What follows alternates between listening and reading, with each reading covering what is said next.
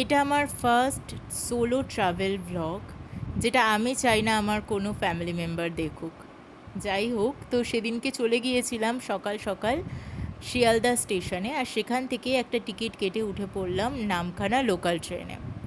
নামখানার নামটা শুনতেই অনেকেই বুঝে গেছো যে আমি কোথায় যাচ্ছি। আমি যাচ্ছি মৌসুনি আইল্যান্ডে। তো নামখানা স্টেশনে নেমেই ওখান থেকে লোকাল টোটো ধরে চলে গিয়েছিলাম ঘাটে, ওখানকার যে ফেরিঘাটটা আছে, কারণ মৌসুনি আইল্যান্ড যেতে গেলে তোমাকে নৌকা পার হতেই হবে। তারপর আমি চলে এসেছিলাম হুজুতের খেয়া ঘাটে, কারণ এখান থেকেই আমাদের নৌকা পারটা হতে হবে মেনলি। এই নৌকাটার মধ্যে একটা মেশিন ছিল, যার জন্য এটা অনেকটাই তাড়াতাড়ি আমাদের ঘাট অবধি পৌঁছে দিয়েছে। তারপর ওখান থেকে আবার একটা লোকাল টোটোয় করে চলে আসলাম রিসর্টে।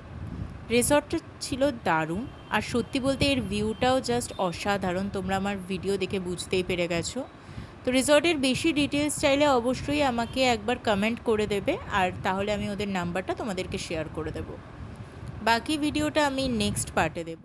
So this is part 2 of my travel blog. তো চেক ইন করার সাথে সাথেই ওরা আমাকে এই রুমটা দিয়েছিল, যেটা ছিল ওপরের ফ্লোরে। রুমটা মোটামুটি ভালোই ছিল, তবে আমার কাছে বাথরুমটা খুব ম্যাটার করে। দেখলাম বাথরুমটাও বেশ মোটামুটি ক্লিনই ছিল। তাড়াতাড়ি স্নান করে আমি আয়নাটাতে একটু শর্ট নিচ্ছিলাম, বাট পরে আমি রিয়েলাইজ করলাম আয়নাটা ক্লিন নয়। তারপর আমি একটু বাইরে গিয়ে ভিউটা এনজয় করছিলাম, যেটা ছিল জাস্ট অসাধারণ। বাট এতটাই গরম ছিল, আমি বেশিক্ষণ থাকতেই পারিনি। তারপর চলে গিয়েছিলাম আমি লাঞ্চ করতে, আর লাঞ্চটা ছিল খুবই নর্মাল, ডাল, আলু ভাজা, পটল চিংড়ি আর 2 রকমের মাছ। তো লাঞ্চ করার পর আমি একটু এই মাচাটাতে বসেছিলাম, কারণ সবসময় তো পসিবল হয় না এরকম জায়গায় ঘুরতে আসা। তারপর সন্ধেবেলার দিকে একটু রেডি হয়ে আমি একটু বেরিয়েছিলাম বাইরে। তো বাইরের ভিউটা জাস্ট দেখো কতটা অ্যাস্থেটিক লাগছে, আর সত্যি এখানে এসে মনটা ভালো হয়ে গেছে। বাইরের ওয়েদারটা এত সুন্দর ছিল। তো মাচায় যাওয়ার সাথে সাথেই আমাকে দিয়ে দিল চা, 1 কাপ চা। আর এখানকার আইকনিক একটা ডিশ, সেটা বলে তেলে ভাজা আর মুড়ি একসাথে। এটা প্রত্যেকটা রিসর্টই তোমাকে একদম ফ্রিতেই দেবে, আর এটা ছিল অপশনাল, তোমরা যদি নাও তো নিতে পারো। তারপর ডিনারে ছিল ডাল, আলু ভাজা আর চিকেন কষা। এবার পরের দিন আমি বেরিয়ে পড়েছিলাম বাড়ির উদ্দেশ্যে।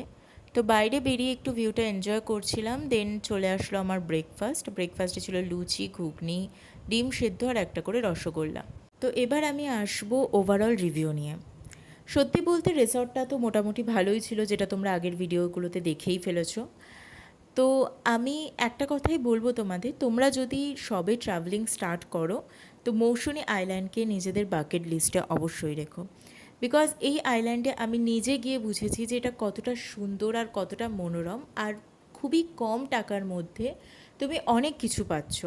অনেক কিছু আছে যেগুলো অ্যাড করতে পারো বা নাও করতে পারো, তাতেও তোমার কোনো অসুবিধা নেই। বাট সত্যি বলতে আমার অভিজ্ঞতা একদিনের জন্যে যথেষ্ট ভালো ছিল।